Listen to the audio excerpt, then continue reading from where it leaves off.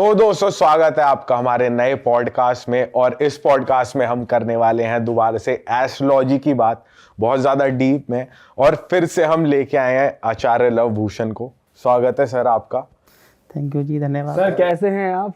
मैं बहुत अच्छा हूँ भाई मैं जनता को बता दूं, हमने सर के साथ पहले भी एक पॉडकास्ट करवाया, वो सुपर डुपर हिट हमारा पॉडकास्ट गया था। और उसके बाद सर ने हमें बहुत चीज़ें बताई कि यार मेरे पास काफ़ी लोग आए तुम्हारे पॉडकास्ट के बाद, काफ़ी लोग मेरे से जुड़े। और सर ने साथ ही साथ उस पॉडकास्ट के बाद नई नई गाड़ियाँ ले ली हैं, नए घर ले लिए हैं। और ख़ास जो सर ने एक गाड़ी हमें बताई, जैगुआर XJL, वो भी नीचे ही खड़ी है, और मर्सिडीज एस क्लास भी। सर वाह, मजा तो आप ले रहे हो पूरा। एक्चुअली हुआ क्या कि मैं अभी एस्ट्रोलॉजी की जब बात करता हूँ तो मैंने आपको बताया था कि लास्ट पॉडकास्ट में मैं एस्ट्रोलॉजी की बात कुछ डिफरेंट तरीके से करता हूँ, जिसमें मैनिफेस्ट भी करते हैं, लॉ ऑफ अट्रैक्शन भी है, न्यूमरोलॉजी भी है, एस्ट्रोलॉजी और वास्तु भी है। तो मैंने लास्ट ईयर जब 2022 में अपना विजन बोर्ड बनाया था, जो मेरा डिजायर्ड जोन था, वहाँ पे मैंने लिख दिया कि आचार्य लव भूषण, पीपल से Acharya Lav Bhushan the best astrologer in the world. तो इतना सोचा नहीं था, इतनी प्लानिंग नहीं थी, लेकिन वहाँ लगा दिया और वो बैठ के मैंने मैनिफेस्ट करना शुरू कर दिया। पर लोग ये भी कह रहे हैं कि आप उपाय नहीं बताते हो। उसके बारे में भी अभी मैं बात बताता हूँ। तो पहले मैं विजन बोर्ड के मैनिफेस्ट के बारे में बताना चाहूँगा। तो उसमें मैंने 3 गाड़ियों की फ़ोटो लगा दी। जगुआर XJL लगाई थी मैंने, मर्सिडीज एस क्लास लगाई, ये लगाया कि ये स्टेटमेंट लिखा कि लोग ये कहते हैं, बड़े घर की फ़ोटो लगाई, पैसे की फ़ोटो लगाई। तो वो उस जोन में बैठ के मैंने मैनिफेस्ट किया, या जो उसके लिए मुझे चीज़ें करनी थी वो मैंने करनी शुरू कर दी थी। तो वो चीज़ें होना शुरू हो गई और 1-2 गाड़ियाँ भी आ गई। तीसरी 3 गाड़ियों की फ़ोटो लगाई थी, तीसरी मैंने ली नहीं। मुझे लगा कि यार 2 ही गाड़ियाँ, समझ में नहीं आ रही कि कहाँ रखें, एक आदमी हूँ, एक बच्चा है, तो अब तीसरी गाड़ी लेने की मुझे ज़रूरत नहीं है। अच्छा, अब बात करते हैं कि उपाय के बारे में। तो एक्चुअली में लोग मेरे से शिकायत करते हैं कि आचार्य जी आप ना अपनी वीडियो में कंटेंट तो बहुत अच्छा बताते हो, लेकिन उपाय नहीं बताते हो। बाकी एस्ट्रोलॉजर रोज़ उनकी जब रील आती है ना, 2 या 3 रील आती है, तो एक उपाय उनका आता है, और एक आप ही ऐसे एस्ट्रोलॉजर हो जिनकी कोई भी रील या उपाय आप नहीं बताते हैं। तो मैं बताना चाहूँगा दोस्तों कि जिस भी चीज़ का आप काम करते हो उसका आपको दान नहीं करना चाहिए। मेरा पहले ही ये टॉपिक है कि जिस चीज़ का काम करते हो आपको उसको दान नहीं करना चाहिए। जैसे मैं अक्सर कहता हूँ कि लोहे का व्यापार करते हो, लोहे का दान नहीं करना चाहिए। आप फाइनेंस का काम करते हो तो आपको चावल का दान या पानी का दान नहीं करना चाहिए। आप कपड़े का काम करते हो तो आप कपड़े का दान नहीं करना चाहिए। उसी प्रकार एस्ट्रोलॉजी एक बिजनेस है, उसमें जो मेरे उपाय हैं ये मेरा व्यापार है, ये मेरा बिजनेस है। यदि मैं ये उपाय फ्री में बांटना शुरू कर दूंगा तो दान देना शुरू, मतलब ये एक प्रकार का दान ही होगी, चीज़ें होगी, तो उससे ये इसका बैड इफेक्ट मेरे पर भी आएंगे और जो सामने वाला फ्री में उसको कर रहा है उसके ऊपर भी आएंगे। सेकेंडली मैं सबसे पहले बताऊंगा कि एस्ट्रोलॉजी में जो उपाय होते हैं ना, वो आपकी डेट ऑफ बर्थ को देख के ही आपको बताए जाते हैं। जैसे अक्सर हम लोग उपाय बताते हैं कि आपको ये काम करना चाहिए, या लड़की नहीं मिल रही है तो दही को गुप्तांग पे लगाना चाहिए, या कुछ भी फलां उपाय एस्ट्रोलॉजर मार्केट में मिलते हैं। तो यदि मान ली 6ठे घर में आपकी तुला राशि बैठी हुई है और आपने गुप्तांग पे दही लगाना शुरू कर दिया, तो शुक्र आपका नीच का हो गया। तो इससे तो क्या, आपको स्किन की एलर्जी हो जाएगी, पैसा लेके कोई बंदा भाग जाएगा, किडनी में इन्फेक्शन हो जाएगा। तो जो उपाय है ना, वो आपकी डेट ऑफ बर्थ को देख के बताया जा सकते हैं।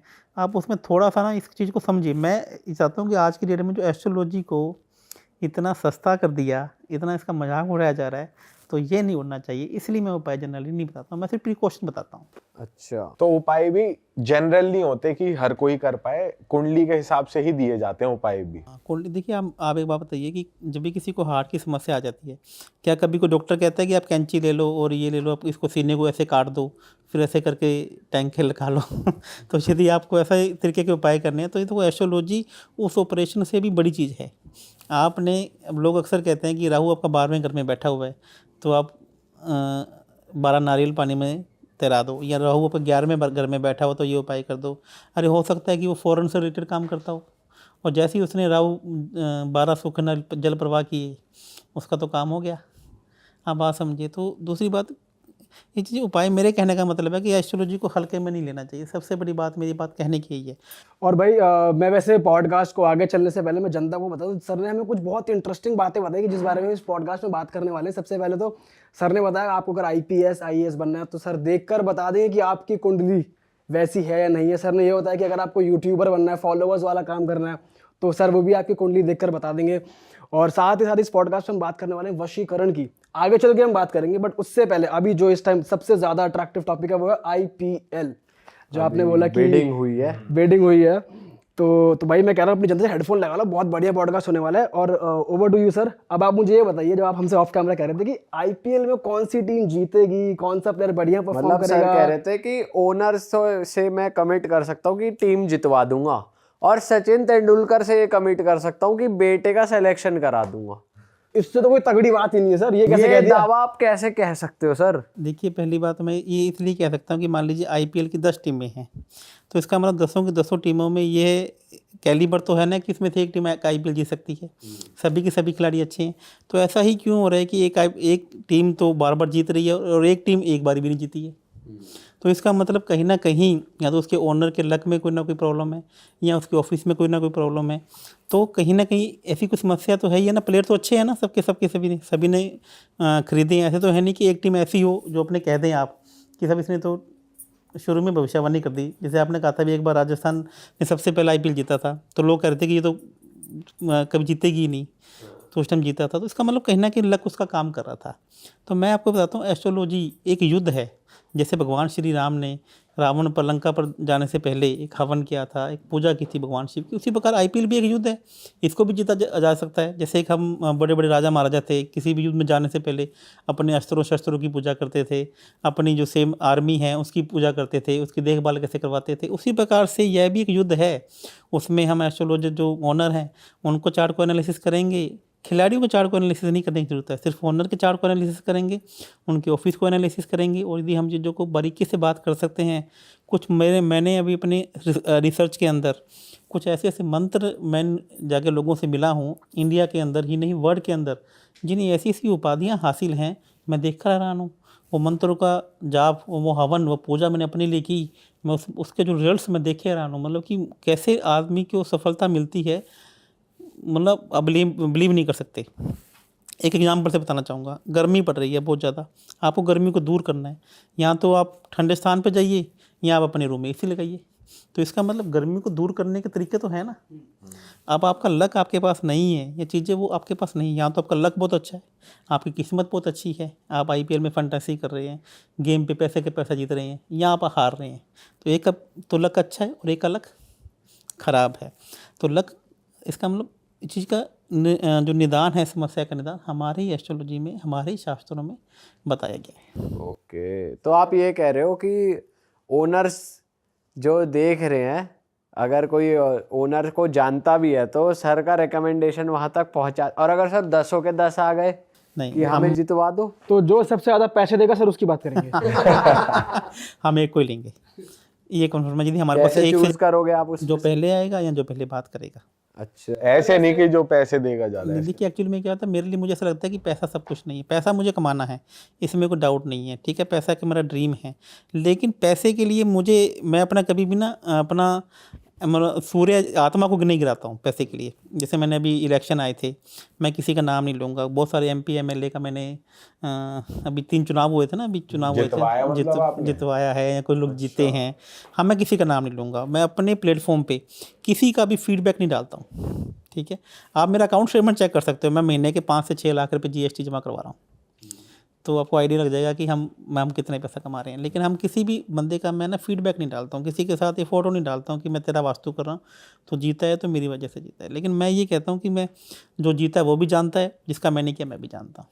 तो सर जब ये पॉलिटिशियंस आपके पास आते हैं और अगर आप कुंडली देख लो और योग नहीं है जीतने का, तो भी आप जितवा देते हो? देखिए, सबसे बड़ी बहुत अच्छी बात आपने की, जो योग नहीं है जीतने का या योग है जीतने का, ये तो उस बंदे की कुंडली देख के ही पता लगेगा। लेकिन हम उसकी हेल्प कैसे करते हैं कि एस्ट्रोलॉजी से आप लोगों को, लोग आपके पास, आपका नेम एंड फेम जल्दी कैसे बढ़े, लोग आपके पास आपको देखे इंप्रेस कैसे हुए। इसको एक एग्जांपल से बताता हूँ। हमारी कुंडली में कितने भाव होते हैं? 12, और 12 ही राशियाँ होती हैं। पहला भाव लगन का खुद का होता है, दूसरा भाव बोलने का होता है कि सामने वाला बोलेगा कैसे, ताकि उसको दूसरे भाव को मजबूत किया जाए, तो जब मैं बोलूँ तो लोग मेरे को सुने। तीसरा भाव होता है इनिशिएटिव का, साहस का, पराक्रम का, कि आज मैं कोई इनिशिएटिव ले लूँ या आज मैं कोई काम करूँ, मेरा सीधा हो, उल्टा ना पड़े। चौथा भाव होता है सभाओं का, कि मैं कोई मीटिंग करूँ, पब्लिक मीटिंग करूँ, वहाँ पे अच्छी गैदरिंग हो, या मेरे फॉलोअर्स का, या ऐसे लोग जो मेरे साथ जुड़े हुए मेरे साथ जुड़े रहें। पाँचवां जो भाव होता है इनिशिएटिव का, अगेन जो थर्ड भाव है वो साहस का है, और पाँचवां घर इनिशिएटिव का, कि आज मैं जो भी काम करने निकलूँ वो काम हो जाए। जो छठा हाउस है वो कॉम्पिटिटर का है, कॉम्पिटिटर के मैदान का है, कॉम्पिटिटर का हाउस 7th हाउस है, लेकिन ऐसा जो फील्ड जहाँ पे हम चुनाव को लड़ रहे हैं, और 7वां भाव ओपोजिशन का है। 8th हाउस आपके खिलाफ कुछ षड्यंत्र हो रहा है, आपके खिलाफ कोई कार्रवाई हो रही है, आपके अंदर ऐसा कुछ चीज़ें, या जैसे बोलते हैं ना वशीकरण हो रहा है, या आपको इस तरह के काम के वो है। और 9वां 9th हाउस स्पोर्ट का है, सरकार से सपोर्ट, या आपके फॉलोअर से सपोर्ट, या सीनियर लोगों से सपोर्ट। और 10th हाउस आपके स्टेटस का है, 10th हाउस आपकी परफॉर्मेंस का है कि अब आप लोगों के पास जाके क्या कर रहे हो। और 11th हाउस विनिंग का है, और 12th हाउस लॉस का है। तो ये तरीके से 12 हाउस हैं पॉलिटिक्स में। और पॉलिटिक्स को जिताने वाले 2 ग्रह ही हैं, सूर्य और मंगल।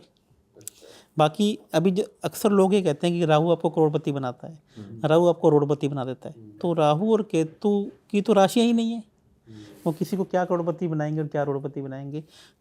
ग्रह कौन से करोड़पति बनाएंगे? जिनकी राशियाँ हैं, जिनके कोई बच्चे हैं, जिनके कोई पेरेंट्स हैं। राहु का काम और केतु का काम तो इतना ही है। राहु का काम है जहाँ पे वो बैठ गया मैंने उसको बढ़ा देना है, और केतु का काम है जहाँ मैंने बैठ गया वहाँ से आपको अलग कर देना है। उनको कुछ नहीं पता है कि एक का धड़ नहीं है, एक की मतलब कि बॉडी नहीं है। तो वो तो सिर्फ इतना ही काम करते हैं कि मुझे जहाँ बैठ गया मैंने इसको बढ़ा देना है, और मैंने इसकी चीज़ को चेंज कर देना। तो सर पॉलिटिक्स में अगर हम पॉलिटिशियंस की ही बात करें तो मैं वही coming back to the same question कि योग अगर नहीं बनता दिख रहा कि ये कुंडली अच्छी नहीं है, चलो लॉस दिख रहा है आपको और वो आपके पास आ गया, तो आप बता देते हो आप हार रहे हो आप जाओ, या आप उसको जितवा देते हो? देखिए, ये फिर आपने बहुत अच्छी बात की। अब इसमें एक बात आती है कि वो मैं हरा देता हूँ कि मैं जितवा देता हूँ। देखो, मैं भगवान नहीं हूँ। पहली बात तो मैं आपको ये बताने की कोशिश, मैंने पिछले पॉडकास्ट में भी कहा था। और हम एस्ट्रोलॉजर क्या गलती यही कर देते हैं कि हम ऐसा कमिटमेंट कर देते हैं जो हमें नहीं करना चाहिए, कि मैं तेरे को जितवा दूंगा, मैं लिखित में गारंटी देता हूँ, मैं ये काम कर देता हूँ, मैं तेरे को गारंटी देता हूँ। ऐसा काम कभी हम तो आपको प्लैनेट्स की आप मदद, नेचर आपकी कैसे मदद करे, प्लैनेट्स कैसे मदद करे, ये ब्रह्मांड आपकी कैसे मदद करे, आप जनता के बीच में जाएं, जनता आपके प्रति लगाव कैसे हो, इस चीज़ वो जो सिनेरियो है वो चीज़ आपकी मदद करते हैं। अब मेरे पास मान लीजिए 15 पॉलिटिशियन आए, उसमें से 10 से 12 जीत गए तो मैं उसे अपनी सक्सेस मानता हूँ। 3-4 नहीं भी जीते, 80% से 90% का सक्सेस रेशियो रहता है, इसमें कोई डाउट नहीं। हम किसी को भी चीज़ का मैं कमिटमेंट या गारंटी वर्ड नहीं यूज़ करता हूँ कि तेरा ये काम होगा, लेकिन वो खुद कहता है, चाहे वो हारे चाहे वो जीते, कि आपसे मिलने के बाद मेरी चीज़ों में 200% या 500% इम्प्रूवमेंट हुआ है। सर ये तो आपने कर दी चुनाव की बात, इलेक्शन की बात, कि आप पॉलिटिशियंस को ऐसा बोल देते, लेकिन इससे पहले जो आपने कहा आईपीएल के ओनर्स के लिए कि भाई मैं तुम्हें जितवा दूंगा, तो मैं आपके थोड़े पास्ट एक्सपीरियंस से जानना चाहता हूँ कि क्रिकेट की सबसे बड़ी लीग है इंडिया में आईपीएल, आपने पास्ट में कभी ऐसी कुंडलियाँ देखी हैं किसी स्पोर्ट्स की, किसी और लीग में किसी को जितवाया हो? देखिए, अब आईपीएल के अलावा तो कोई मैच कहीं होते नहीं हैं अभी किसी आईपीएल और स्पोर्ट्स में नहीं, किसी और स्पोर्ट्स में। मैं आपको इसका एक बहुत बड़ी एग्जांपल बताता हूँ कि होता क्या है। जैसे विनिंग और लॉस 2 चीज़ें होती हैं।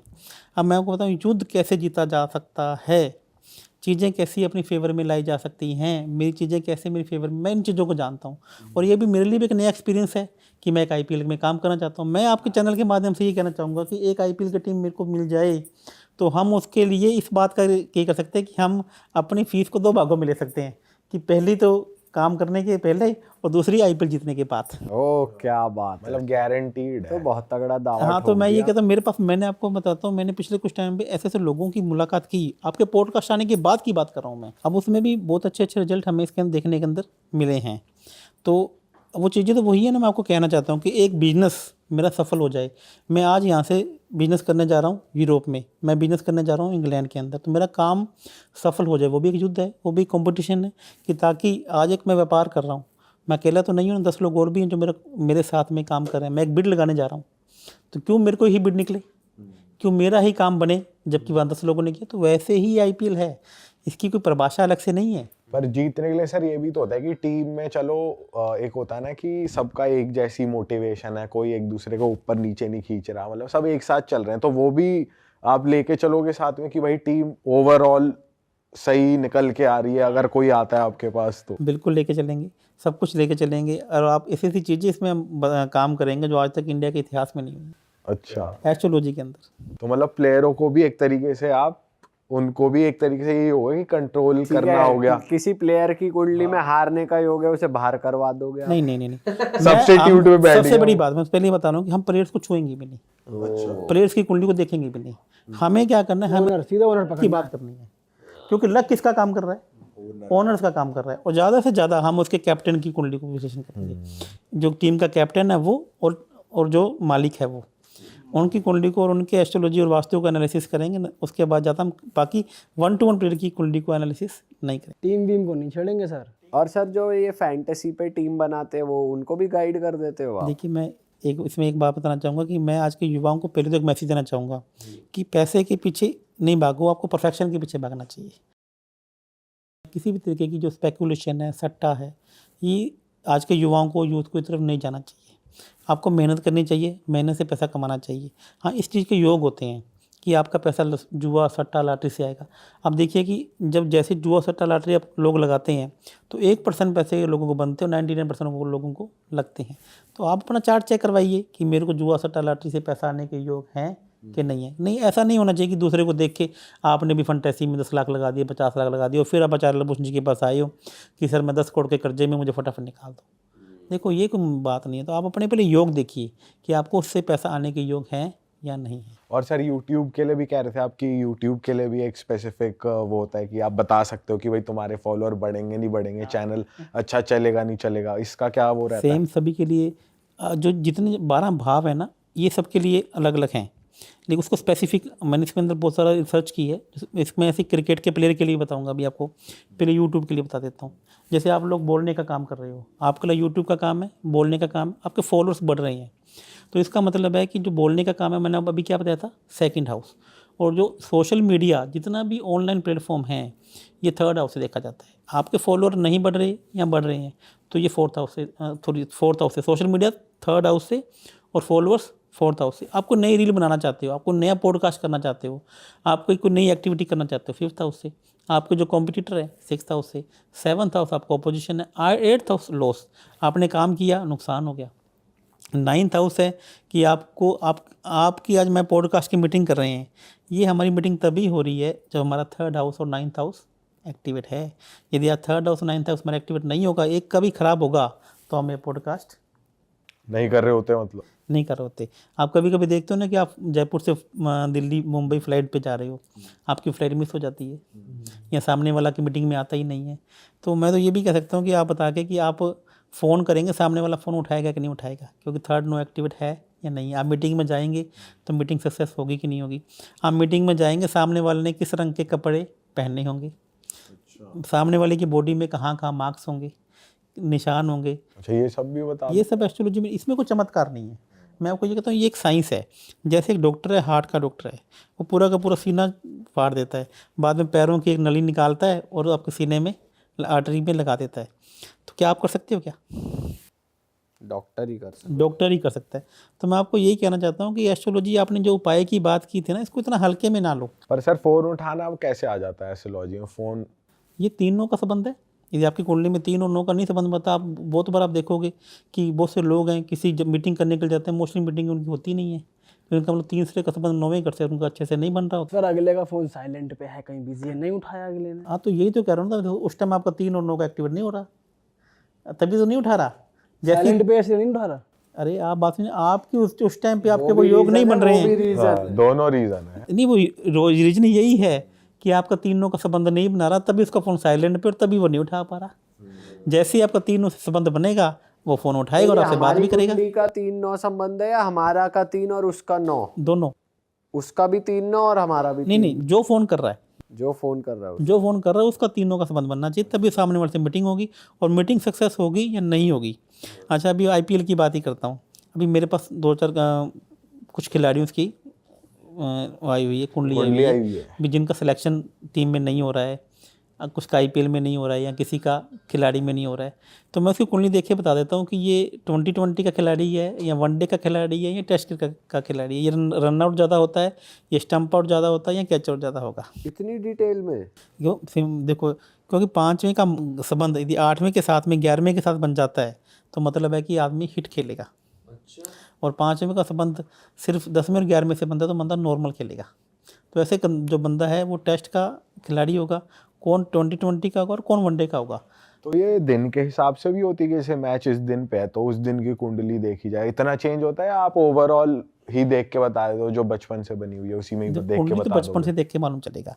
उस दिन की कुंडली से तो ये पता लगेगा कि आप परफॉर्म कर पाओगे या नहीं कर पाओगे। उस टाइम ग्रहों के गोचर कहाँ पे हैं, दशा क्या चल रही है, तो ये आप इस दिन चल पाओगे या नहीं चल पाओगे, ये हम गोचर से देख सकते हैं।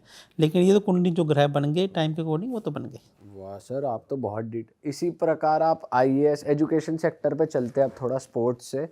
आप आईएएस और स्टेट लेवल के एग्ज़ाम्स उनकी भी बता देते हो देखते ही? बिल्कुल बता देते हैं। आप मेरे सामने एक आईएएस को बैठा दीजिए, एक आरएएस को बैठा दीजिए, मैं देख के कुंडली बता दूंगा कि आईएएस की कुंडली है या आरएएस की कुंडली है।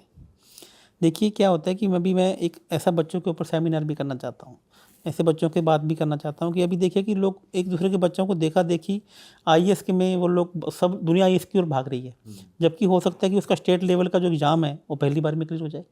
वो बच्चा जो स्टेट लेवल आज आईएएस, जैसे मैं राजस्थान को तो यहाँ पे आरएएस बोलते हैं, आपके दिल्ली में क्या बोलते हैं मुझे ध्यान नहीं है, जैसे मध्य प्रदेश में एमईएस बोलते हैं, या सब कुछ होगा। तो स्टेट लेवल के एक अच्छी जॉब, ये हो सकता है आपके भाग्य में लिखी हो और आप आईएएस की ही तैयारी करते जा रहे हैं, तो मैं कह रहा हूँ कि पहले वो तो ले लो जो आपके भाग्य में लिखा है, फिर आप अपने योग को मजबूत करो कि मुझे नेक्स्ट लेवल पे बढ़ना है। आप आईएएस आरएएस की तैयारी कर रहे हो, स्टेट लेवल की तैयारी कर रहे हो, नहीं सिलेक्शन हो रहा, हो सकता है आपकी गवर्नमेंट जॉब लिखी हो, तो आप पहले गवर्नमेंट जॉब को तो ले लो, एक अचीवमेंट तो ले लो लाइफ में, और फिर आप नेक्स्ट लेवल की तैयारी करो। तो जो लिखा है वो लो पहले, फिर जो तुम्हें चाहिए वो भी मिल जाएगा। वो भी मिल जाएगा यदि आप उस पर मेहनत करेंगे और चीज़ों को अपनी वाइब्रेशन में लेकर आ जाएंगे। तो मैं ये बताऊंगा कि पहले तो वो जो आपकी कुंडली में लिखा है, मैं हमेशा ये कहता हूँ कि एस्ट्रोलॉजी गाइडेंस है। एस्ट्रोलॉजी हमें ये बताती है कि आपको क्या करना चाहिए और क्या नहीं करना चाहिए। जैसे मैं अभी अपने जो लोग मेरे पास कुंडली दिखाने के लिए आते हैं, तो मैंने इसका एक पूरा पैकेज बना रखा है। जैसे अभी मुंबई में बहुत बड़े न्यूमरोलॉजिस्ट हैं, वो सिर्फ नंबर्स की बात करते हैं, वो सिर्फ जितने भी बड़े बड़े फिल्म स्टार्स हैं उनके नेम से नंबर चेंज करते हैं या कुछ और करते हैं। तो हम अपनी कुंडली में वो करते हैं ग्राफोलॉजी साइंस, जिसमें हम साइंस बनाना, सिग्नेचर बनाना सिखाते हैं कि आपके सिग्नेचर कैसे होने चाहिए। फिर आपके दिल्ली के बहुत बड़े वास्तु एक्सपर्ट्स हैं, जिन्हें नंबर्स वाले एक्सपर्ट कहते हैं, वो नंबर वास्तु की बात करता हूँ, तो मैं नंबर वास्तु की रेमेडी भी देते हैं। फिर अब इसके बात करते हैं एलिमेंट वास्तु की। एलिमेंट वास्तु पे आज तक इंडिया में बहुत कम काम हुआ है, काम ही नहीं हुआ। सर एलिमेंट वास्तु क्या? एलिमेंट क्या, जो हमारी जो बॉडी है वो 5 एलिमेंट से मिलकर बनी हुई है, जैसे water element, air element, fire element, earth element और स्पेस एलिमेंट। ये जो पूरी पृथ्वी 5 एलिमेंट से मिलकर बनी हुई है। जो भी घर बनता है, जो भी ऑब्जेक्ट बनता है, ये मोबाइल फ़ोन बना है तो भी 5 एलिमेंट से मिलकर बना है, हमारी बॉडी भी 5 एलिमेंट से बना है। तो किसी न किसी की बॉडी में कोई ना कोई एलिमेंट मिस हो जाता है। तो जब भी हम कोई उपाय करेंगे, एस्ट्रोलॉजिकल करें, न्यूमरोलॉजिकल करें, वास्तु का करें, उससे पहले उसको 5 एलिमेंट्स को बैलेंस करना बहुत ज़्यादा ज़रूरी है। अच्छा सर, ये तो बड़ी इंटरेस्टिंग चीज़ है। सर आईएएस पे वापस आते हैं, तो मतलब मेरे को तो आपकी बातों से ये लग रहा है जो बच्चे एस्पायरिंग होते हैं कि किस फील्ड में जाएं, डॉक्टर बनेंगे नहीं बनेंगे, आईएएस बनेंगे नहीं बनेंगे, तो उन्हें तो पहले आपके पास आके एक बार कुंडली दिखानी चाहिए। देखो मैं अभी इसमें आपको और बताना चाहूँगा डिटेल में जाके कि बच्चों के करियर सब्जेक्ट के बारे में। अभी मैंने इसके ऊपर ना करियर काउंसलिंग के ऊपर बहुत अच्छा काम किया है। अभी मेरी रिसर्चें चल रही हैं, कुछ रिसर्च मेरी पूरी हो गई हैं। मैं सोचता हूँ कि बच्चे अभी देखना इंडिया के अंदर, भारत में, पूरे वर्ल्ड में करियर काउंसलिंग के ऊपर लोगों को, पेरेंट्स को ये नहीं पता होता कि मेरे बच्चों को हम डालें कहाँ पे, किस सब्जेक्ट में सिलेक्शन दिलाएं। आपने एमबीबीएस कर लिया तो आपको सर्जन बनना है या फिर आपको दूसरा डॉक्टर बनना है या फिर कौन से फील्ड में जाना है, तो इसके ऊपर मैंने पूरा का पूरा रिसर्चेस की है। अभी आपके पॉडकास्ट के माध्यम से बताऊँगा। आप बोलते ना कि आप उपाय नहीं बताते, मैं कहता हूँ उपाय से बढ़िया आप योग समझिए। आप अभी देखिए कि आपके पॉडकास्ट के माध्यम से जितने भी डॉक्टर हैं, वो सर्जन डॉक्टर हैं, वो सर्जन तभी होगा जब उसकी कुंडली में मंगल केतु का योग होगा। यदि किसी की कुंडली में मंगल केतु का योग नहीं है तो बंदा सर्जन डॉक्टर नहीं बन सकता। ये सर्जन बन गया तो उसे ऑपरेशन उसका हाथ साफ नहीं होगा और वो कुछ टाइम के बाद उसे डॉक्टर की छोड़नी पड़ेगी। 90% कुंडली के ये अंदर योग है। आप योग की बात करते हैं, आप एक बंदा होता है आईपीएस और एक बंदा होता है आतंकवादी। दोनों में क्या फ़र्क है? आतंकवादी सैनिक की किससे झगड़ा होता है? मिलिटेंट से, उग्रवादी से। एक सैनिक और उग्रवादी की कुंडली में क्या फ़र्क है, इसको समझिए। जिसकी सूर्य उच्च का होगा और मंगल भी उच्च का होगा और साथ में केतु का संबंध होगा, तो बंदा देश और समाज के लिए काम करेगा, आत्मा को गिरा के काम नहीं करेगा। वो आईएएस बनेगा, वो आईपीएस बनेगा, वो सैनिक बनेगा और बहुत अच्छा काम करेगा। आत्मा को गिरा के कौन काम करेगा? जिसका सूर्य खराब होगा, ऊपर से मंगल नीच का हो जाएगा और ऊपर से जो राहु केतु शनि का, उसके ऊपर से बैड इफेक्ट दृष्टि हो जाएगी, उसका संबंध हो जाएगा। तो ऐसा व्यक्ति समाज के अगेंस्ट जाके काम करेगा। मैंने ऐसी 100 से ज़्यादा कुंडलियों पे काम किया है जो बच्चे आतंकवादी बने हैं। अभी देखो ना, जो टेररिस्ट बने हैं या जो जेल के अंदर हैं, या वो आपका बच्चा किस तरीके से किस फील्ड में जाएगा, आतंकवादी की फील्ड में जाएगा या फिर वो IPS बनेगा। तो मैंने इस पर भी काम किया। 100 से ज़्यादा बच्चों की ऐसी कुंडलियाँ निकाल ली, IPS की कुंडलियाँ थी। 100 से ज़्यादा ऐसे बच्चों को देखा जिन बच्चों की मेरे पास डेट ऑफ बर्थ नहीं थी, तो मैंने उनकी होरेरी कुंडली बनाई, उनकी मैंने प्रश्न कुंडली बनाई जब मैं उसको रिसर्च कर रहा था। तो ऐसे ही आपके बच्चा कौन से फील्ड में जाना चाहता है, वो फैशन डिजाइनिंग में जाना चाहता है, उसको कॉमर्स दिलाई जाए, उसे मेडिकल दिलाया जाए, उसे नॉन मेडिकल दिलाया जाए। तो इसके ऊपर मैंने एक पूरी रिसर्च की है। तो आप अपने बच्चे को एक पर्टिकुलर फील्ड में डालते समय करियर काउंसलिंग के साथ साथ जब एस्ट्रोलॉजिकल की फील्ड की भी नॉलेज ले लेते हो, या इस बात का पता लगा लेते हो कि मेरा बच्चा इस फील्ड के लिए बना है, तो हो सकता है कि आपका बच्चा परफॉर्म भी करे, अच्छे मार्क्स भी लेकर आए और आपकी इच्छाओं को पूरा भी करे। सर अभी ये तो चलो बात हो गई प्रोफेशन की, जिसमें कि हमने बात कर ली डॉक्टर्स की, IAS IPS की। अब थोड़ी बात करना चाहता हूँ बिजनेसमैन के बारे में। जैसे बहुत से इंडस्ट्रियलिस्ट हैं जिनकी इंडस्ट्री चल रही होती है, फिर वो चलते चलते एकदम शट हो जाती है, या फिर बिजनेस बहुत चल रहा होता है एकदम ही ख़त्म हो जाता है। तो वहाँ पर भी आप काम करते हैं? बिल्कुल करता हूँ। अब मैं आपको इंडस्ट्री की बात करता हूँ और एक नगर वास्तु की बात करता हूँ। जब से हमने पिछला पॉडकास्ट किया था एस्ट्रो वास्तु का, उसके बाद से 100 से ज़्यादा पॉडकास्ट एस्ट्रो वास्तु के ऊपर रिलीज़ हो गए हैं। तो इंडस्ट्रियल वास्तु, सबसे पहले देखिए कि इंडस्ट्री होती क्या है। इंडस्ट्री 2 प्रकार की होती है, MSME स्मॉल इंडस्ट्री और बड़ी इंडस्ट्री बिग इंडस्ट्री। आप किसी भी इंडस्ट्री, बहुत बड़े अपने वास्तुकार को बुला लिया, 5 से 10 लाख रुपए वास्तु वाले को दे दिए और आपका इंडस्ट्री का वास्तु करके चला गया। मैंने पिछले कुछ टाइम में, पिछले 2 से 3 सालों में इंडस्ट्रियल वास्तु किया। तो मैंने पहले तो ये देखा कि आपकी कुंडली में छोटी इंडस्ट्री लिखी है या बड़ी इंडस्ट्री लिखी है। पहले तो आप इस बात को समझिए कि जो 6ठा घर है वो छोटी इंडस्ट्री का है और जो 8वां घर है वो बड़ी इंडस्ट्री का है। जितने भी बड़े बड़े प्लांट हैं, चाहे वो जिंदल का सरिया है, चाहे वो टाटा का है, रिलायंस का है, तो उनका 8वें घर का संबंध कहना कि 11वें घर से या 10वें घर से होगा, तभी उसकी इंडस्ट्री बड़ी है। और यदि उसके 8वें घर का संबंध 6ठे घर से या 12वें घर से होगा तो बड़ी इंडस्ट्री खोलेगा। जैसे आपने देखो ना, कुछ लोग हैं छोटी इंडस्ट्री से बड़ी इंडस्ट्री में कन्वर्ट कर लेते हैं अपने आप को, और जैसे ही उन्हें बड़ी इंडस्ट्री में गए उनका काम चौपट। उसके बाद वास्तु वालों को बुलाते रहते हैं, पूजा करवाते रहते हैं, चीज़ें करते हैं, लेकिन वो ये बात समझ नहीं पा रहे कि आपकी कुंडली में बड़ी इंडस्ट्री का योग ही नहीं है। पहले आप तो वो योग तो बनाओ, उसके बाद उस देवता को बनाओ। अच्छा, जिस कोई बंदा है जिसकी छोटी खोल के बैठा है, उसकी छोटी नहीं चल रही है, उसका योग ही बड़ी इंडस्ट्री का है। और ये नगर वास्तु क्या होता है? नगर वास्तु, अब नगर वास्तु के बारे में सोचिए। मैंने देखिए क्या, जब आप किसी के बारे में रिसर्च करते हैं ना, तो आपकी सबकी बातें सुननी पड़ती हैं, आपको सबके पॉडकास्ट देखने पड़ते हैं, कौन सा वास्तु क्या बात कर रहा है, आपको ये भी बातें कहनी पड़ती है। नगर वास्तु के बारे में बोला गया कि पुराने समय में राजा महाराजा नगर वास्तु करवाते थे, रेजिडेंशियल वास्तु नहीं होता था। आपने अभी पॉडकास्ट के माध्यम से सुना, आपकी थोड़ा सा मैं बताऊंगा कि नगर वास्तु अलग चीज़ है और रेजिडेंशियल वास्तु अलग चीज़ है, कमर्शियल वास्तु अलग चीज़ है और इंडस्ट्रियल वास्तु अलग चीज़ है, और स्पिरिचुअल वास्तु अलग चीज़ है। सभी के अलग अलग पद होते हैं, सभी की अलग अलग एक योग होते हैं और सभी की कैलकुलेशन टोटली डिफरेंट है। सबसे पहले नगर वास्तु की बात करता हूँ। और नगर वास्तु आज की डेट में अप्लाई होता है कि नहीं होता, पहले क्वेश्चन ये। पुराने टाइम में नगर वास्तु कौन कराता था? राजा महाराजा। क्या आज की डेट में नगर वास्तु अप्लाई होता है? होता है। किन के लिए होता है? ये नगर वास्तु उनके लिए अप्लाई होता है, आपके पॉडकास्ट के माध्यम से बताऊंगा, जो बिल्डर हैं। अच्छा, सोसाइटी बना जो सोसाइटी बना रहे हैं, आप बात समझ रहे हैं? तो ये उनके ऊपर लागू होता है नगर वास्तु। तो इसकी पूरी एक अलग कैलकुलेशन है। अब उनके अंदर उनको देखना चाहिए कि वो नगर वास्तु के अंदर देखा ना, एक वो सैंपल फ्लैट बनाते हैं, आपने देखा होगा। तो उनको यदि वो नगर वास्तु कर लें अपने, तो ये वो सैंपल फ्लैट कहाँ बनाएं, वो जिम कहाँ, या जो एंटरटेनमेंट क्लब है इसका एक जोन होता है, वो कहाँ बनाएं, स्विमिंग पूल कहाँ बनाएं, एक इलेक्ट्रिसिटी का एक बहुत बड़ा वहाँ पे एक सिस्टम लगता है, वो कहाँ रखें, वो खुद का ऑफिस कहाँ, पानी की टंकी कहाँ रखें, एंट्री गेट कहाँ से बनाएं, अपने बोर्ड कहाँ पे लगाएं ताकि लोगों को जल्दी जल्दी पता लगे, लोगों को कहाँ घर दें और अपना ऑफिस वहाँ पे कहाँ पे बैठाएं, सेल्स टीम को वहाँ कहाँ पे बैठाएं।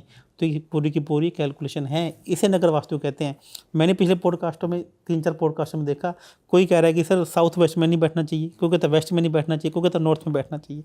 तो भाई नगर वास्तु और रेजिडेंशियल वास्तु, कमर्शियल वास्तु, इंडस्ट्रियल वास्तु खिचड़ी सी बना दी गई। आप हमारी बात को कहने का मतलब समझिए। पहले आपको कहाँ सोना है? मैक्सिमम लोग आपको ये कहते हैं कि आपको साउथ वेस्ट में सोना है। मानते हो कि नहीं मानते हो? मैक्सिमम लोग ये कहते हैं नॉर्थ ईस्ट में किचन नहीं होना चाहिए, या नॉर्थ ईस्ट में बाथरूम टॉयलेट बाथरूम नहीं होना चाहिए। आप ऐसा कीजिए, नोएडा में चले जाइए। इंडिया के अंदर मैंने अभी आज तक 1000 से ज़्यादा घरों का वास्तु कर दिया होगा। जितने भी फ्लैट्स हैं इंडिया के अंदर, चाहे वो नोएडा में है, चाहे वो गुड़गांव में है, चाहे वो मुंबई में है, चाहे वो दुबई में है, 99% के अंदर, 90% के अंदर नॉर्थ ईस्ट में टॉयलेट मिलेगा ही मिलेगा। तो क्या सभी को कैंसर हो जाएगा? क्या सभी के सभी खराब हो जाएंगे? ऐसा नहीं है, पहली बात। अब इसको समझने, लोग ये भी कहा जाता है कि साउथ वेस्ट की एंट्री है, आप बर्बाद हो जाओगे। ऐसा भी नहीं है। साउथ ईस्ट का कॉर्नर का घर है, आपका एक्सीडेंट हो जाएगा, ऐसा भी नहीं। आप पहले आप उसको समझिए, आपका जो वास्तु है वो कहाँ से डिपेंड कोरिलेट करता है? आपकी डेट ऑफ बर्थ से, कुंडली से। यदि कुंडली में भी ग्रह खराब हैं और आपने वास्तु में भी खराब कर ली है तो उसका इम्पैक्ट आपकी लाइफ में आएगा। अब लेकिन वो चीज़ बन गई है, आपने क्या बोला कि मैंने टॉयलेट बना दिया नॉर्थ ईस्ट में, अब मैं क्या उसको उखाड़ दूँ, मैं उसको बंद कर दूँ, क्या मैं ठीक हो जाऊँगा? अरे भाई एक बार तो राहु वहाँ पे स्थापित हो गया ना, तो आप उसको टॉयलेट को यूज़ करो चाहे ना करो। अक्सर लोग आते हैं वास्तु वाले, मैं जाता हूँ सर कोई हमारा हाल ही नहीं हुआ, उन्होंने टॉयलेट बंद करवा दिया या टॉयलेट को उखड़वा दिया। तो टॉयलेट क्या है? राहु है। किसी भी टॉयलेट को बंद करने से पहले आपको राहु देवता से रिक्वेस्ट करनी पड़ती है कि हम आपको इस दिशा से विदा कर रहे हैं। तो 4 सूखे नारियल पहले जल प्रवाह करने पड़ते हैं। सूखा नारियल क्या? राहु है। उनसे परमिशन लेनी पड़ती है, फिर आपको टॉयलेट को, सीट को रिमूव करना पड़ता है। मतलब हर चीज़ की एक प्रोसीजर है, एक प्रोसेस है। हम आ रहे हैं यहाँ पे, बड़े बड़े उपाय बता रहे हैं, लोगों को अटेंड करने की कोशिश कर रहे हैं। मैं आपको कह रहा हूँ कि इन चीज़ों को, यदि आपको बड़ा बनना है, तो बड़ी चीज़ों को अटेंड करना है, तो फ्री वाले जमटे में नहीं पड़ना चाहिए। अब मैं फ्री वाले की बात करता हूँ आपसे। अब यहाँ पे ना 2 तरीके की सरकारें हैं। एक सरकार ने एक सिस्टम बना दिया कि भैया फ्री में बिजली देंगे, फ्री में पानी देंगे। क्या आपको लगता है सही है? सर लोगों के हिसाब से जो तो परेशान सही है है। उनको अगर कुछ मिल रहा है तो सही है, गरीबों को श्रीलंका का क्या हाल हुआ है आज? श्रीलंका का क्या हाल है? पाकिस्तान का क्या हाल है? तो मैं कहने का मतलब दोस्त, इंडिया में के ऊपर जब अंग्रेज़ों ने आके राज किया था तो उनको सबको पहले फ्री में काम दिया था, फ्री में राशन दिया था। तो लोगों ने क्या किया, हमें लगा कि अंग्रेज़ बहुत अच्छे हैं, तो धीरे धीरे उन्होंने अंग्रेज़ों को आने दिया और अंग्रेज़ों ने हमारे ऊपर राज किया। तो मैं कहता हूँ कि ये गुलामी वाली चीज़ें नहीं मत करो। हम ये फ्री वाली चीज़ों को क्यों भाग रहे हैं जब भगवान का दिया हुआ सब कुछ हमारे पास है? हम तो भगवान से ही ये प्रार्थना करें। पास नहीं है ना सर। और सर ये बात भी आपको माननी पड़ेगी, गरीब आदमी भी तो है। अगर सरकार फ्री में दे रही है तो देखा जाए गरीब का तो भला ही हो रहा है। और पिस्ता कहीं ना कहीं हर बार गरीब ही है बेचारा। किसको देना चाहिए फ्री में? जो गरीब है। आज बिजली का बिल माफ़ कर दिया, आपका भी हो रहा है, गरीब का भी हो रहा है। तो हमें किसको ज़रूरत है फ्री की? जो गरीब है, या तो उसी को मिले या फिर सबको क्यों मिले? वही गरीबों बात को को समझिए। जितना मिल पाए उतना बढ़िया है। मैं कह रहा हूँ मिलना चाहिए, लेकिन मिले उसको ना जो उसके लायक है, जो उसके काबिल है, और या जिसको चाहिए, जिसके पास है और वो भी ले रहा है, तो मतलब क्या है? मेरे कहने का मतलब ये है। तो ये नगर वास्तु टोटली जो बिल्डर के लिए, मैं आपको कहूँगी अधिकांश बिल्डर जैसे बिल्डर बनाते हैं गवर्नमेंट के, उनके ऊपर परेशानियाँ शुरू हो जाती हैं, छापे पड़ने शुरू हो जाते हैं, इनकम टैक्स के छापे पड़ने शुरू। आपको पता है कि हमारे यहाँ अष्टो वास्तु में 45 देवी देवता होते हैं, उसमें से एक देवता है वरुण देवता।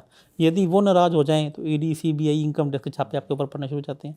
आपने जैसे ही घर बनाया, ऑफिस बनाया, वहाँ पे सीसीटीवी कैमरा आपका गलत जोन में लग गया तो आपके इनकम टैक्स या इन चीज़ों के छापे पड़ना शुरू हो जाते हैं। तो मेरे कहना, वास्तु के ऊपर या कभी ऐसी बातें पहले हुई हैं क्या? हाँ, बात सुनिए, आप मेरे चैनल को अभी उठा कर देख लीजिए कि मैंने ऐसी बातें की हैं जो आज तक नहीं हुई हैं। आपको लकड़ी के बर्तनों में खाना खाना चाहिए, आपको तांबे के बर्तनों में खाना खाना चाहिए।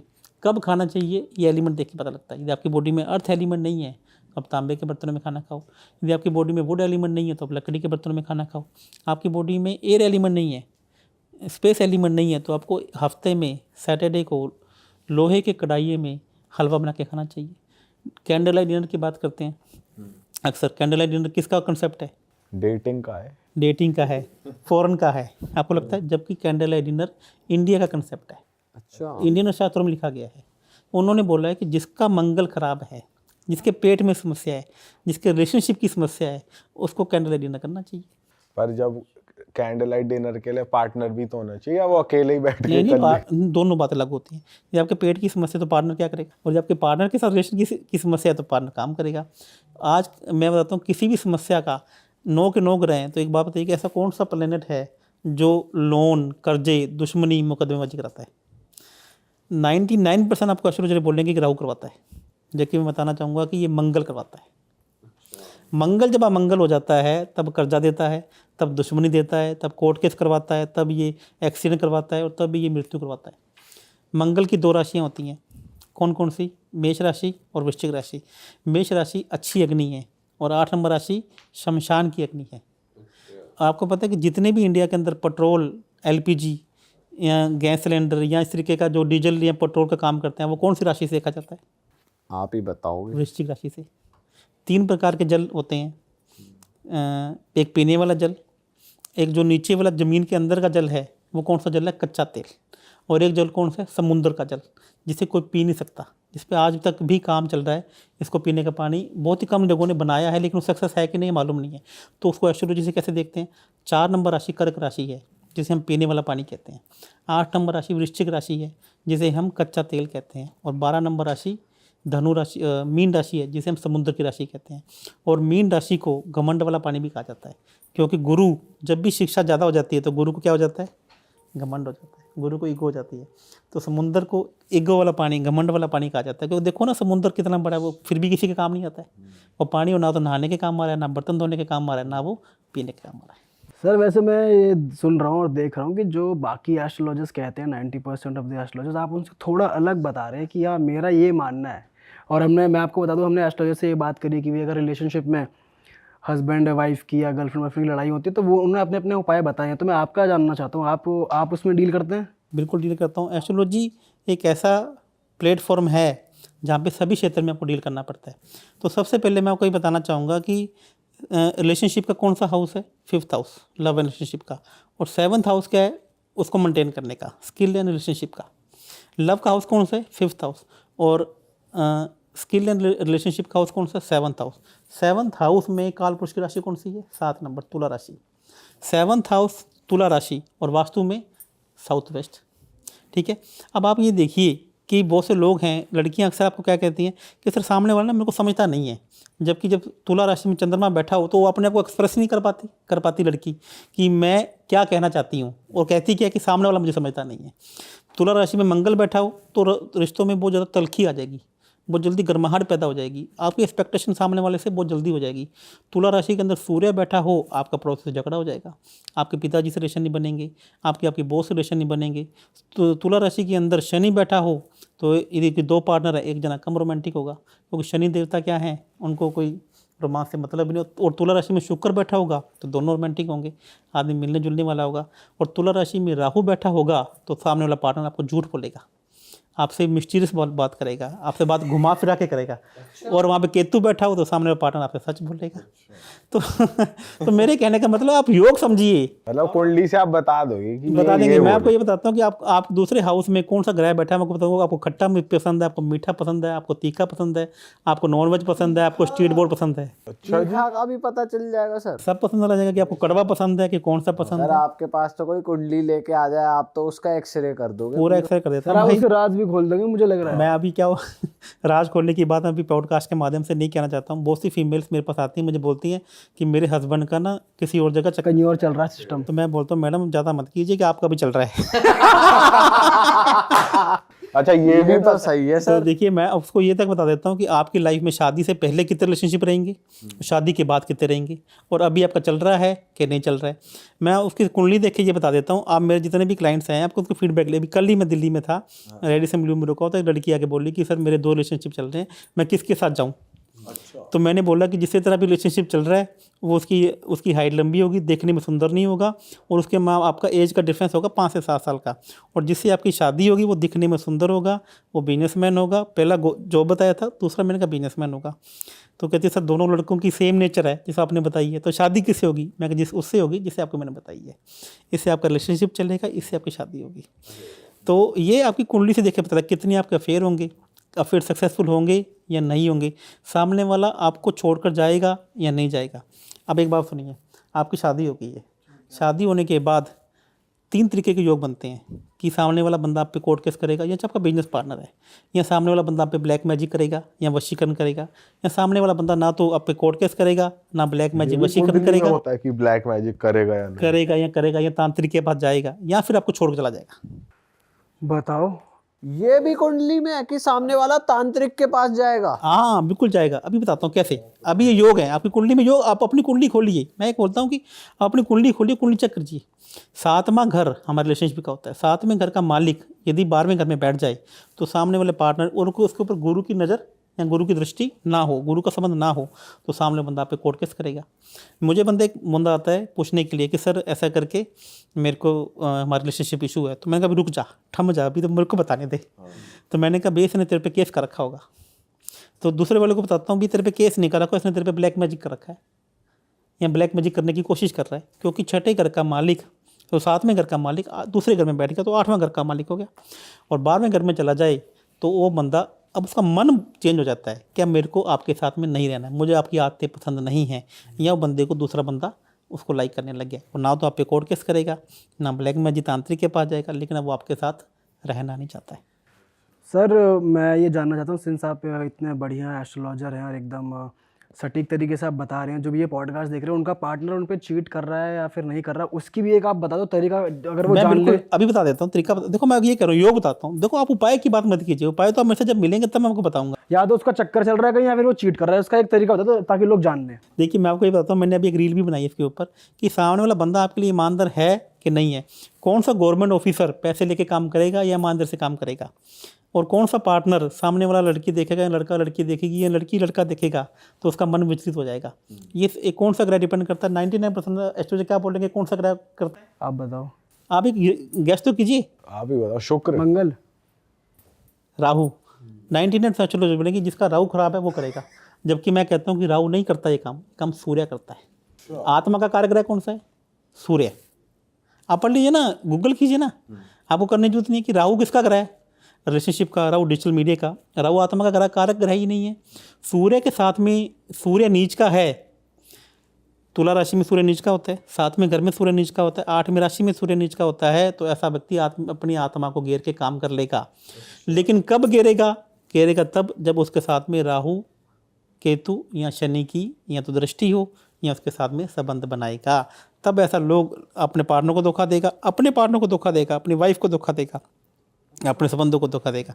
तो मैंने आपको बात समझिए कि लोग अक्सर राहु के पीछे पड़े हुए हैं, राहु अरबपति बना देगा, राहु करोड़पति बना देगा। तो भाई राहु तो कुछ करता ही नहीं है, राहु को तो काम है मैं तो या तो मेरे को खिलाऊं या अपना खेल बिगाड़ दूंगा। और सर एक वो टर्म भी चल रहा है बड़ा, वशीकरण का आजकल की, भाई वशीकरण करवाना है किसी पे, ये सब क्या होता है सर, थोड़ा ये बताओ। है भी, होता भी है, ये भी बताओ। बिल्कुल होता है। देखिए सबसे पहले वशीकरण की बात सुनिए, वशीकरण क्या चीज़ है और इसकी जरूरत क्यों पड़ती है, क्या वशीकरण अच्छा है या वशीकरण बेकार है। वशीकरण 2 प्रकार के होते हैं, एक अच्छा वशीकरण और एक बुरा वशीकरण। ठीक है, अच्छा वशीकरण किसे कहते हैं, अच्छा वशीकरण उसे कहते हैं कि मेरे को एक मेरे अफसर से, मेरे बॉस से काम करवाना है और फेवर में ना उसका काम नुकसान होगा ना मेरा फ़ायदा हो जाएगा, लेकिन काम, एक पत्नी को अपने पति से हाँ करवानी है, पति को अपनी पत्नी से हाँ करवानी है, एक नया घर लेना है, कहीं जाके शिफ्ट होना है, दोनों के लिए अच्छा, लेकिन पत्नी को मान नहीं रही है, तो हम कुछ टाइम के लिए एक वशीकरण कर देते हैं, जिसमें कैसे करते हैं? एक वशीकरण का एक पूरा प्रोसीजर है। ठीक है, लेकिन मैं अभी आपने सिर्फ क्या सुना है, वशीकरण शुभ सुना होगा। इसके अलावा 4 वशीकरण में चीज़ें और भी हैं। सर वशीकरण का तरीका बता सकते हो? हाँ, आप? वशीकरण आपको क्या क्या रिक्वायरमेंट? देखो वशीकरण के तरीके में क्या क्या रिक्वायरमेंट होती है। तो बस ये क्या वो कंकाल वंकाल घोपड़ी वोपड़ी वो सब? देखिए वो एक अघोरी बाबा जी करते हैं। वशीकरण भी मैंने आपको बताया ना कई प्रकार का होता है, उसे अघोरी वशीकरण कहते हैं। एक्चुअली में क्या होता है कि जो व्यक्ति की डेड बॉडी जाती है ना शमशान भूमि में, जब तक उसकी मोक्ष नहीं गया, जब तक उसकी खोपड़ी पे वो बांस नहीं मारा जाता है तब तक उसे मोक्ष नहीं मिलता है, तब तक उसकी आत्मा का वहाँ पे काम नहीं होता है। तो जितने भी अघोरी लोग हैं ऐसी लाशों का इंतजाम करते हैं जो सरकारी हॉस्पिटल में मिलती है या आवारा लाशें होती हैं, तो उनसे वो वशीकरण किया जाता है। वो वशीकरण मैं नहीं करता हूँ। मैं किसी का वशीकरण काट सकता हूँ, मेरे पास एक टीम है, लेकिन हम किसी का ऐसा वशीकरण नहीं करते कि सामने वाले का नुकसान कर दे, या कोई लड़का बोले कि सर उस लड़की के साथ में मेरे रिलेशन बनवा दो, ऐसा कोई काम मैं नहीं करता हूँ, ना ही मुझे ऐसे काम कोई करना। हम क्या वशीकरण के पहले तो 4 तरीके समझ लीजिए कि वशीकरण 4 प्रकार का होता है। अच्छा वशीकरण, जिसमें हम कुछ टाइम के लिए 15 दिन के लिए 10 दिन के लिए, जब तक मेरा कोई काम नहीं हो जाए, हम सामने वाले के माइंड को चेंज कर सकते हैं कि वो आपके फेवर में काम बोलें। उसके बाद आता है उच्चाटन। जैसे मान लीजिए कि एक लड़की है, एक लड़के से प्यार करती है, लेकिन घर वालों को पता है कि ये लड़का उसके लिए सही नहीं है, इसको ख़राब करेगा। या एक लड़का है या एक वाइफ है, उसका कहीं और के साथ में एक्स्ट्रा मैटरनल अफेयर चल रहा है, लड़की का चल रहा है या वाइफ का चल रहा है, हस्बैंड का चल रहा है, तो उसे उच्चाटन के द्वारा उन दोनों का मोह भंग आपस में किया जाता है। इसे एक आता है विद्वेषीकरण। विद्वेषीकरण का मतलब कोई व्यक्ति आपसे जलन कर रहा है, वो आपके साथ में शत्रु, एक कॉम्पिटिटर है, लेकिन वो चाहता है कि आपका काम नहीं होए और मेरा काम हो जाए, मतलब विद्वेष की भावना, एक द्वेष की भावना। तो हम चाहते हैं कि उसकी विद्वेषीकरण का काम खत्म हो जाए। और एक होता है स्तंभन, उसे बोलते हैं शत्रुता।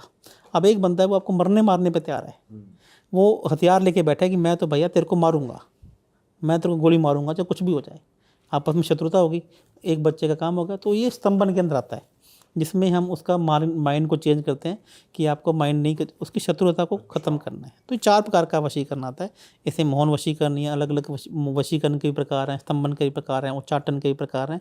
और लेकिन आपको अच्छे तरीके से करना है तो मेरे से संपर्क कर सकते हैं। लेकिन आप बोलें कि मेरी वाइफ को मेरे कब्जे में कर दो या मेरी सास को कर दो, अगर घर के लिए हामी दिलवानी है वो करवा दो, वो कर सकते हैं। वो भी मैं उसका पहले बात समझूंगा, देखिए, क्योंकि मेरे को भी भगवान को जान देनी है। अब बात समझिए, पैसा गलत तरीके से पैसा हुआ गलत तरीके में जाएगा।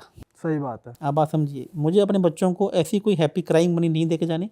मुझे अब आजकल के लोग आते हैं, मैंने काली माता को देखा है, मैंने भूतनी मेरे अंदर आ गई थी या भूत मेरे अंदर आ गए। भैया ऐसा कुछ नहीं है, इनको करने वाले लोग कुछ और ही हैं, उनकी वेशभूषा कुछ और रहती है, उनका खाना पीना कुछ और रहता है। तो ये चीज़ें मैं भी खुद नहीं करता हूँ, मेरे पास बंदे हैं, मेरे पास चीज़ें हैं, मैं उन लोगों को जिनको मैं जानता हूँ, जिनका जेन्युइन तरीके से करता हूँ।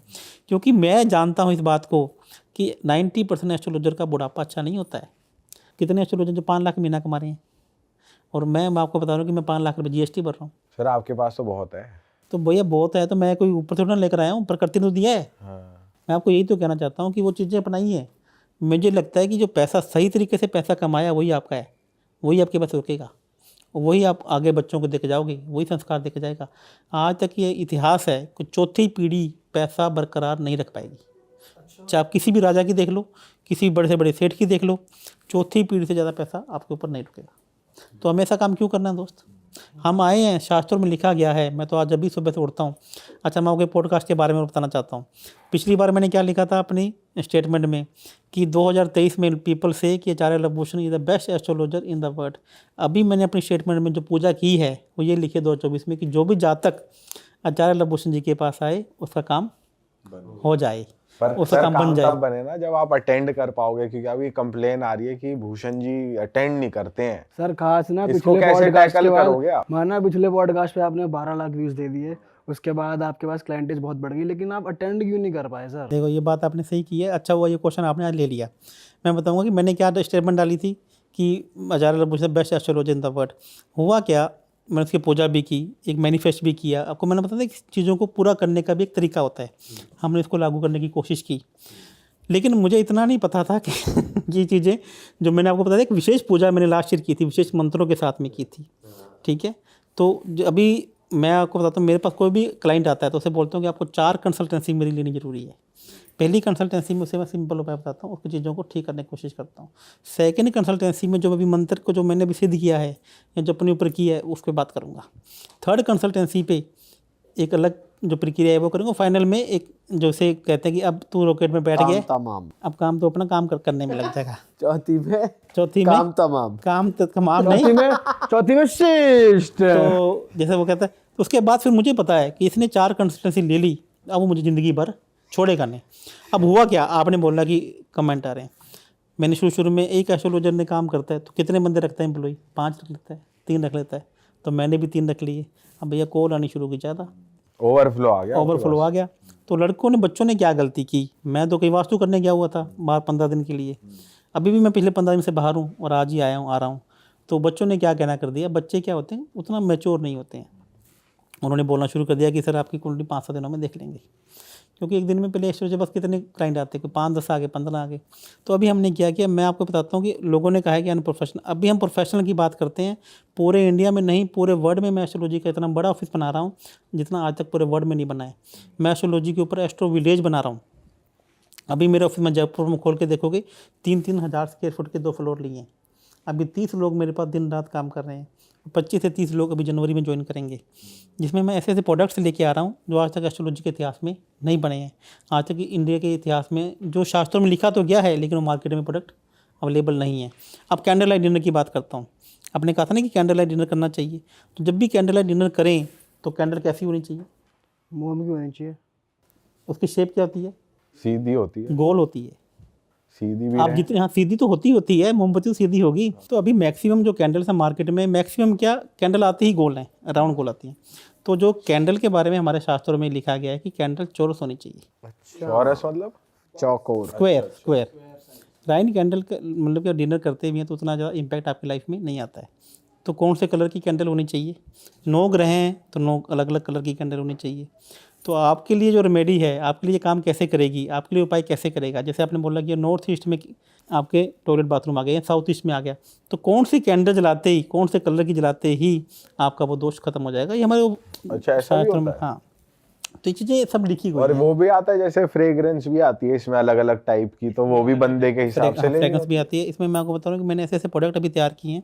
अभी करीब 50 लोग हमारी टीम में अंदर से लगाएंगे जो इस पर रिसर्च कर रही है कि हमें कौन से प्रोडक्ट तैयार करने हैं, कैसे तैयार करने हैं, क्या 12 राशियाँ हैं, किस प्रकार की राशि को, कौन से जानवर को आपको क्या खिलाना है, जाके आपके रिलेशन अच्छे हो जाएं, पैसा ज़्यादा आपके पास आए। उनके ऊपर मेरा पूरा काम चल रहा है, मेरा का पूरा रिसर्च चल रहा है। मैंने पूरे अंदर, जैसे अपने सीक्रेट मूवी नहीं देखी थी आपने, सीक्रेट, हाँ हाँ हाँ। द सीक्रेट, तो उसमें उन्होंने 7 से 8 लोगों को इकट्ठा किया था कि जिन्होंने वर्ल्ड के ऊपर लॉ ट्रक्चर पे काम किया। तो ऐसे ही मैंने पूरे वर्ल्ड के अंदर, पूरे इंडिया के अंदर ऐसे 7-8 महारथी को इकट्ठा किया जो अभी सोशल मीडिया पे नहीं है। वो कहते हैं कि हमें आना भी नहीं है, तो मैंने कहता भी तू आगे दूर है, हम तेरे लिए काम करेंगे, हम लोगों के लिए काम करेंगे। तो मैंने ऐसे लोगों को ढूंढा है, हम ऐसे लोगों के साथ काम कर रहा हूँ। और मैं आपको एक बताता हूँ कि पिछले कुछ टाइम से यदि किसी का नंबर नहीं आया तो ये उनके लिए अच्छी बात है, क्योंकि अभी 5-6 दिन पहले एक नई रिसर्च मैंने निकाल कर लाया हूँ। हर 2 से 3 महीने के बाद एक नई रिसर्च मेरे पास आती है, एक चीज़ आती है। रिसर्चर करते कैसे हो आप? रिसर्च कैसे करते हैं? रिसर्च क्या कुंडली के ऊपर होती है। जैसे मान लीजिए कोई बंदा एक अमीर बन जाता है, एक बंदे को झटका पर लग जाता है। जैसे अभी देखा कि भजनलाल शर्मा जी अचानक से मुख्यमंत्री बन गए राजस्थान के, मध्य प्रदेश के एक बंदा मुख्यमंत्री बन गया एक, तो हम उसकी कुंडली पे काम करते हैं कि एकदम से कुंडली उसने देख कैसे के बता देते हो आप, इसकी कंसल्टेशन 1 महीने बाद दूंगा, जैसे आ गई आपके पास से पता चल जाता है आपको? नहीं, देखिए ये एक प्रोफेशन का काम है। कंसल्टेशन तो तभी मिलेगी जब उसका टाइम होगा। हम काम उसका फर्स्ट प्रायोरिटी और फर्स्ट पे करते हैं। ऐसा नहीं है कि जो पहले आएगा पहले उसकी कुंडली देखी जाएगी, इसमें कोई दोहराई नहीं है। लेकिन कुंडली के योग क्या है ये उसकी कुंडली को देखिए, हम मजबूत भी कर सकते हैं। मैंने आपको पहले बोला कि गर्मी चल रही है, तो क्या आप एसी नहीं चलाओगे क्या? या तो गर्मी में मरो या फिर एसी चलाओ। तो एस्ट्रोलॉजी के ऊपर ऐसे ही काम करते हैं। अब देखिए, मैं इसमें तो कभी कोई बंदे का जिसका बैड कर्मास हैं या कोई, उसको भुगतने पड़ेंगे, इसमें तो कोई डाउट है ही नहीं है। लेकिन हम उसको कम कैसे कर सकते हैं? जैसे मान लीजिए आपको एक होम लोन लेना है, घर लेना है, सॉरी, तो आपको घर कितने का? 50 लाख रुपए का है और आपके पास 10 लाख रुपए, तो 40 लाख रुपए क्या करोगे आप? होम लोन लेंगे। तो क्या 40 लाख रुपए घर ले लिया तो लोन नहीं भरोगे क्या आप? यदि लोन नहीं भरा तो बैंक वाले मकान आपसे ले जाएंगे। तो आपने क्या किया कि आपके ऊपर कोई कष्ट है या संकट है, कोई विपदा है, तो आपको भरनी तो पड़ेगी। उपाय ये काम करेंगे, आप उसको किस्तों में भर सकते हो, एकदम से ना करके आप किस्तों में भर सकते हो। ओके। जब आप उसको किस्तों में वो तो भरते रह हैं, गया कैंडल लाइट डिनर के बाद जो होता है उसका उपाय बता रहे थे आप। तो कैंडल लाइट डिनर तो उपाय आपको मैंने बता ही दिया। जहाँ पे आप बोल रहे हैं, मुझे लगता है कि आप कहीं ना कहीं एक ऐसी लाइफ के बारे में बोल रहे हैं। देखिए, एक्चुअली में क्या है कि रिलेशनशिप की जब आप बात कर रहे हैं, फिजिकलिटी के लिए बात करना चाह रहे हैं, तो जो सेक्सुअल रिलेशनशिप है ये एक अलग प्रकार का है। बहुत से लोग जिसके आप देखेंगे कि जो ये एक प्रकार की, मतलब क्या बोलते हैं, डिसीज है। जैसे मान लो लड़के आज की डेट में इसलिए शादी नहीं करना चाहते, उनको लगता है कि मेरे को सेक्सुअल प्रॉब्लम है, और लड़कियां इसलिए नहीं करना चाहती कि मेरे को ये रिलेशनशिप बनाने का मन ही नहीं करता। तो मैं बताता हूँ कि मंगल जो लड़के का प्राइवेट पार्ट है वो है, और शुक्र जो लड़की का है वो है। यदि लड़के लड़की में आपस में इन दोनों की युति है तो शादी भी करना चाहते हैं और रिलेशनशिप भी बनाना चाहते हैं। और इन दोनों के बीच में केतु या कोई शनि ऐसा ग्रह पे आके बैठ गया तो लड़के के में भी प्रॉब्लम आएगी और लड़की के में भी आएगी। अब आप देख रहे हो कि 90% आज की लड़कियों में हॉर्मोन्स की प्रॉब्लम्स हैं, पीरियड्स की प्रॉब्लम है। तो आप मेडिकल ट्रीटमेंट के साथ साथ में यदि एस्ट्रोलॉजी का ट्रीटमेंट भी लेते हैं तो हो सकता है कि आपकी हॉर्मोन्स की प्रॉब्लम सॉल्व हो जाए। शुक्र ग्रह आपको हॉर्मोन्स की प्रॉब्लम देता है। और जैसे कोई एस्ट्रोलॉजर बोलता है कि आपको हॉर्मोन्स की प्रॉब्लम है, तेरे को लड़का नहीं मिल रहा, तेरे को लड़की नहीं मिल रही, तो प्राइवेट पार्ट पे दही लगाना चालू कर दे, तो भैया हार्मोन की प्रॉब्लम आपकी डबल ट्रिपल हो जाएगी। आप ध्यान रखना।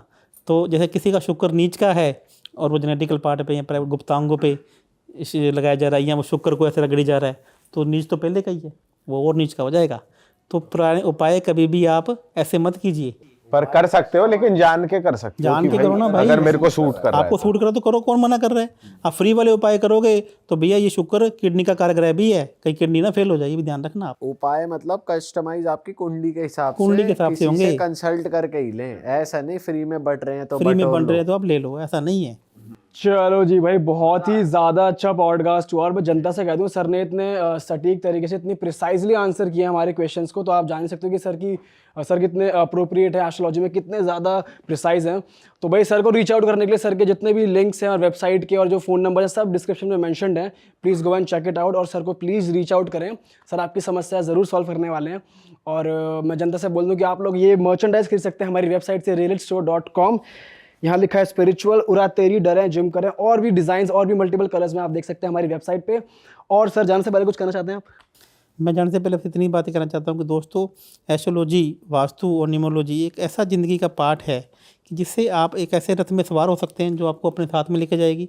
एस्ट्रोलॉजी आपको ये बताती है कि हवा का रुख किधर है और आपको जाना किधर है। हो सकता है कि हवा का रुख पूर्व की तरफ है और आप पश्चिम की तरफ जा रहे हैं।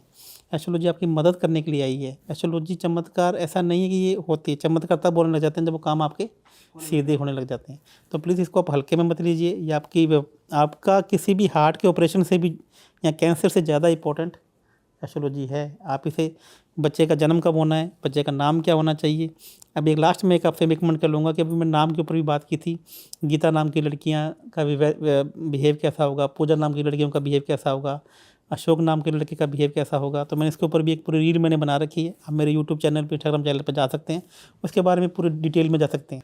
नाम के हिसाब से बता रहे हो। नाम के हिसाब से पूरा बताते हैं। चलो जी भाई, सर का चैनल आप चेकआउट कर सकते हैं। टिल देन बाय बाय, मिलते हैं नए पॉडकास्ट में। जय जय श्री राम। जय श्री राम। जय श्री राम।